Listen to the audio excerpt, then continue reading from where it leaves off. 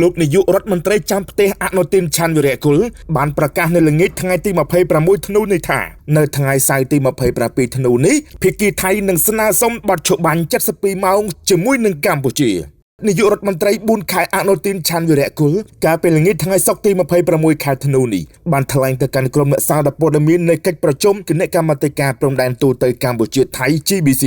ដោយអះអាងថានៅថ្ងៃសៅរ៍ទី27ធ្នូនេះភាគីថៃនឹងស្នើបទឈប់បាញ់រយៈពេល72ម៉ោងលោកនាយករដ្ឋមន្ត្រីចាំផ្ទះដែលកំពុងតែជិតខ្ទេតពីអំណាចទៅហើយនោះគឺលោកអនុទានឆាន់វីរៈគុលបាននិយាយថាប្រសិនបើភាគីទាំងពីរអាចព្រមព្រៀងឈានទៅដល់បទឈប់បាញ់បណ្ដោះអាសន្នភាគីថៃនឹងពិចារណាក្នុងការដោះលែងវីរៈកងទ័ពទាំង18រូបព្រមទាំងងាកមកអនុវត្តតាមសេចក្តីថ្លែងការណ៍ទាំង4ប្រការយោងតាមការចុះផ្សាយរបស់កាសែតខៅសូតបានឲ្យដឹងថាក្រុមប្រឹក្សាសន្តិសុខជាតិថៃ NSC បានសម្រេចបញ្ជូនរដ្ឋមន្ត្រីការពារជាតិថៃនោះគឺលោកនីឧត្តមសេនីយ៍ណាត់ថាពុនណភនិតដែលជាតំណាងចុះហត្ថលេខាលើសេចក្តីថ្លែងការណ៍រួមជាមួយនឹងសមាភាគីកម្ពុជានៅព្រឹកថ្ងៃសៅរ៍នេះទោះបីជាយ៉ាងណាក៏ដោយនៅថ្ងៃសុក្រទី26ខែធ្នូឆ្នាំ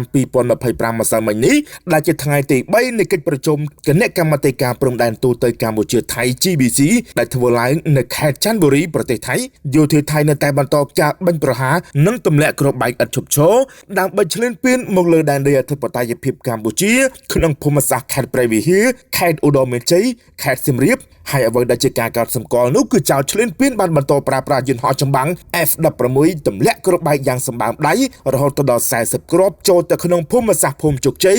ឃុំអូបេជាន់ស្រុកអូជ្រៅខេត្តបន្ទាយមានជ័យនេះបើយោងតាមលោកជំទាវឧត្តមសេនីយ៍ឯកម៉ាឡេសុជាតាដែលជាអ្នកនាំពាក្យក្រសួងការពារជាតិកម្ពុជា